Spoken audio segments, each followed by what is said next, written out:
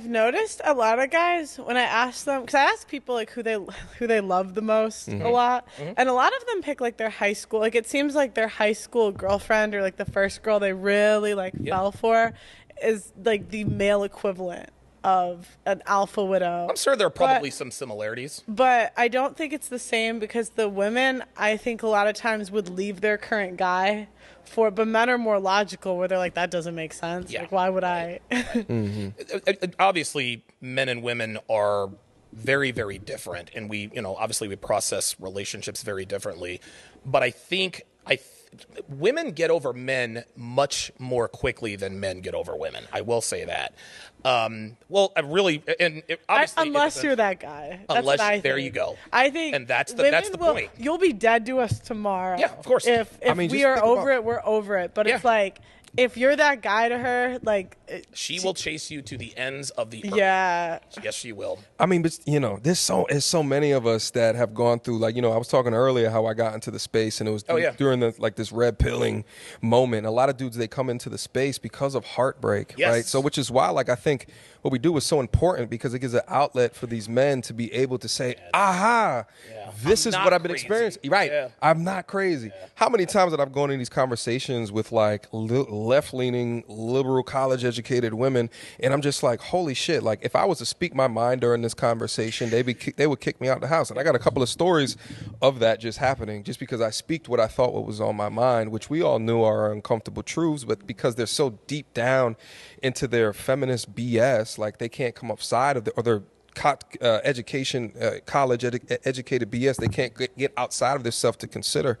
But I think that there's a lot of dudes that will just stay down in red pill rage mode and just not be able to get out. And, it can end off, in not having a satisfied life. Like it might feel good. That's why I always tell dudes, you got to get out the rage. Let it sweep over you. Yes. Let it just rip off the Band-Aid. Yeah. Just let it be there, but have a plan to get out of it, because I see so many dudes that just end up completely nihilistic, completely negative, and they just stay within that space. You know what I'm saying? Those guys turn into the black pillars. The black pill community are men who are stuck in the anger phase. Mm-hmm.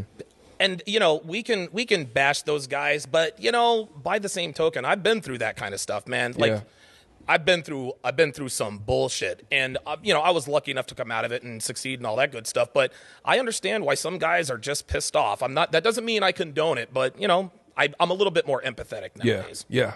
What do you think of the people like Hafiz and them that will say that the red pill is the same as feminism? Yeah, it's like the male version of feminism. Hafiz. Let's not make it personal, right? Like, but I understand. I was about to go off. No, it's okay. Okay. Listen. But I hear men say that like the red pill has turned into the male equivalent of feminism, where they're just dunking on women all the time. Even you left the manosphere.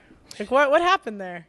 We could talk about all of that. So I think, like, to answer your question, I think that the issue is that there's a bunch of different content creators that speak about things from different ways. So when you say something like that, my response to him is, can we go over a specific example of who it is that you're talking about? There you go. Mm-hmm. Because you can keep on saying all of these things.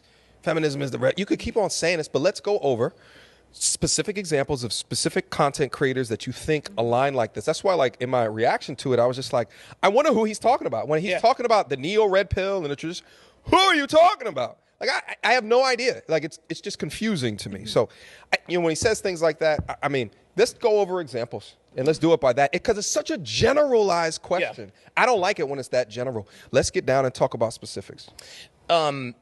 When anyone who says that the red pill is male feminism, what they're referring to are the black pill community and the commenters. That's what they're basing this on.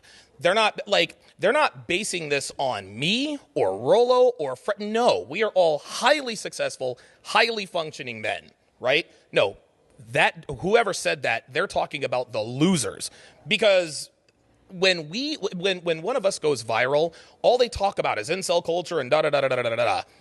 but they don't recognize the guys who are actually out here making a difference. So anyone who thinks that the red pill is male feminism, they're strictly talking about black pill guys who literally do nothing but complain about women, and red pill guys, and then the comment section. And where does feminism have women's self-improvement?